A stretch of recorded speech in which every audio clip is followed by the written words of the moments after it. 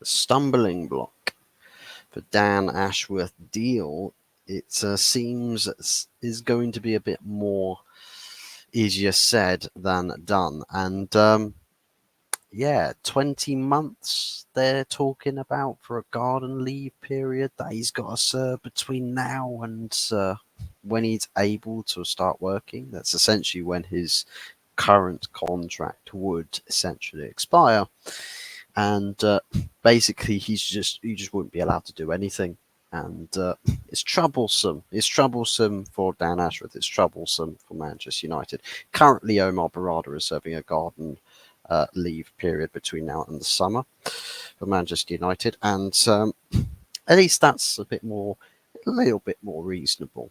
But, but, 20 months is supposedly what is necessary to see out the rest of the gardening leave for Dan Ashworth, and that from this point on is basically until the end of next season, and that is for Manchester United Football Club is far too long of a garden leave period. So, contrary to reports talking about that United will be willing to wait for 20 months in order to get their man as opposed to paying compensation. Actually, no. The reality is that we wouldn't really delve into waiting 20 months for somebody that we need tomorrow, essentially. It's that kind of time frame that we're working on. And 20 months, I mean, that's throwing the rest of the season, the summer transfer window planning, the January next season, and the next summer transfer window into jeopardy. It throws three whole transfer windows into jeopardy. Why? Because that's when we'd have the director of football available, and that's it. It's just very, very unreasonable. We could say that it's just petty behaviour from Newcastle. I think level-headed Newcastle fans would agree with that. I think they would look at the situation and go, waited that long for a garden leave. That's really extreme, to say the least, especially on the basis that Newcastle, they've begun hunting for somebody to replace him. And I think the way that this goes is Newcastle, they get somebody in quick. I think this whole £20 million payoff clause for Dan Ashworth, I think actually goes away a little bit. I think it just loosens the grip a little bit on trying to hold Dan Ashworth in a jail cell, and keep him from really doing anything whatsoever with furtherment to his career. So it's a blow with the garden leave if it is to be served that long. But from Man United's perspective, it would make absolutely zero sense to sit there and wait for 20 months for somebody that you need to be in you need them to be in today, basically, because that planning for the summer is essential. It's absolutely essential that we get ready for the summer transfer window. We start preparations now, even if it is only the 20th of February. We still need preparations because what's the long-term picture going to look like if we're not ready for if we're not ready for the future, then the future is not ready for us. And the thing is in football, you know, it's as the saying goes, fail to prepare, prepare to fail. And that's kind of the gist of it for Manchester United. That's the gist of it. That's where we are. So I think the way in which that this is looking like it's going to go is Dan Ashworth probably will find a compromise, a payoff compromise. United have said not multiple times, yeah, we don't want to pay 20 million because we think that's unreasonable. And maybe just maybe that's essentially a valid point. But then the thing is that when you are concerned about efficiency on an economic front, you're looking at what you currently have as the measuring stick. And the measuring stick that we go, the measuring stick that we've got is basically Murto Madness versus Dan Ashworth. And you're essentially paying maybe about £20 million.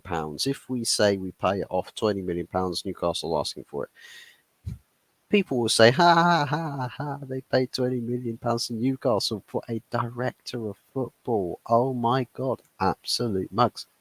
The current director of football could cost us absolutely nothing in John Murtough, and he's paying £80 million for Anthony.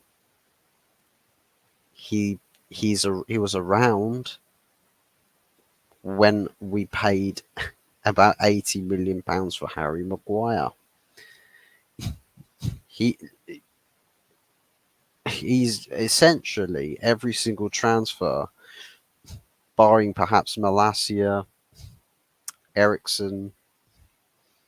Who else? Who else has he purchased that wasn't overpaying? I don't know about Varane. I know Varane was a reasonably priced transfer fee, but essentially the moral of the story is that despite John Murtough not costing us anything because it was a recruitment from within, it's still an action that has essentially cost us a lot more dearly in the long run. And essentially, you're paying off for somebody who's going to aim to save you a lot of money in the long run when it comes to the transfer front. And I think that is absolutely the direction that Ineos should be wanting to go. The methods that are, best for performance sake, but also best in, economic savings.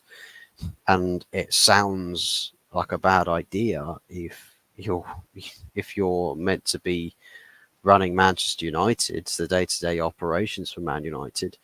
It sounds, we're trying to be cheap when we should be trying to catch up to everybody else. Well, the fact of the matter is this, is that it's efficiency and finding the balance between, multiple variables in this instance. And if we are anti-practical by spending ridiculous amounts of money or being priced out of every transfer offerable on the markets, we have to sit there and say, well, we've got to take the hits here, guys, because the money is so screwed up. But every time you'd sell a player with someone like Dan Ashworth in charge, you can sell a player for 50 million, buy a replacement that performs better for less than, for like 30, 35, 40. You make between 10 to 20 millions in savings on a transfer, plus the contract value is significantly less as well.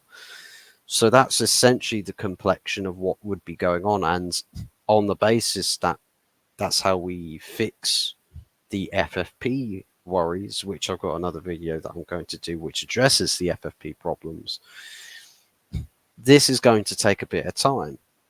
It is going to take a bit of time, which is essential to why we need to have the people in charge that are not contributive towards the FFP problems that we find ourselves in now. We need somebody in, and quite a few people in, that are going to lift the ceiling, going to raise that ceiling for FFP allowance, that are going to get us out of this spot of bother that we find ourselves in, fix the contract situation,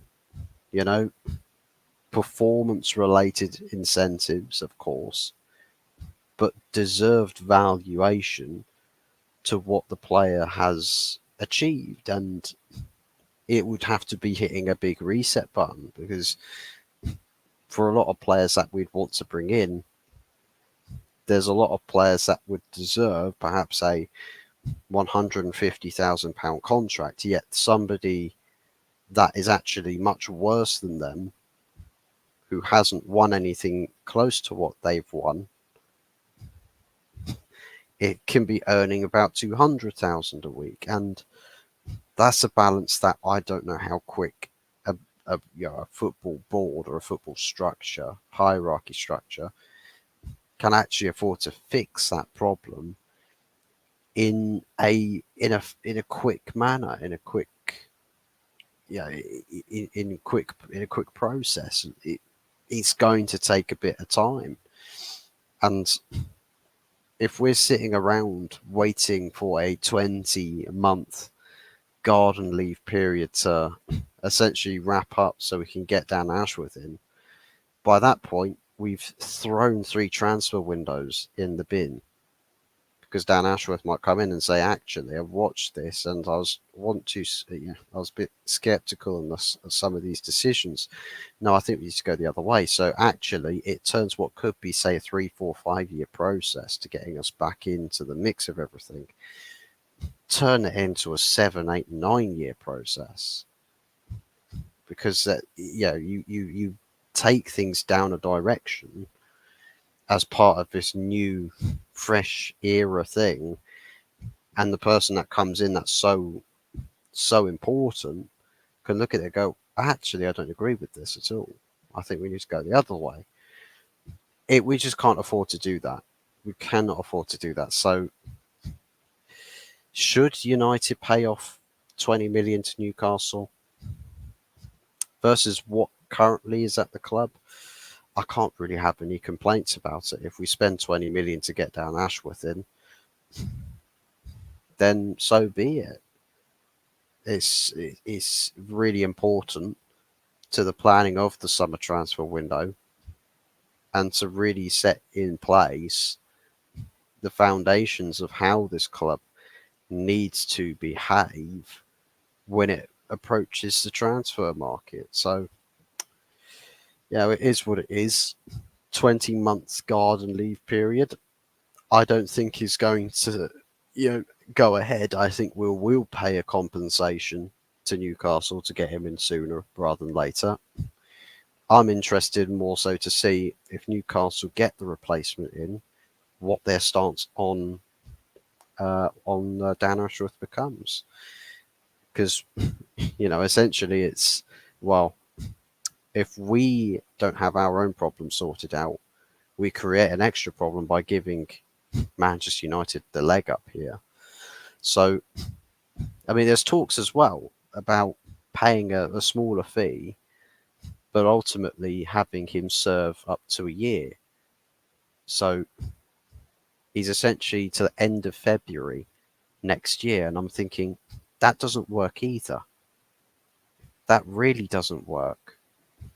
Because then you've thrown 2 transfer windows in the bin. There's no which way you can look at this and think, it's fine, you serve garden leave, that's okay. What we can do is we can try and keep ourselves afloat between now and then when Dan Ashworth comes in, then we can really take off with everything. Well, no, because you've fallen another 2 transfer windows behind everybody else. We need to be catching up starting from this summer. Technically speaking, we should have been doing something to salvage a January transfer window that's gone. But yeah, Glazers had other plans, unfortunately.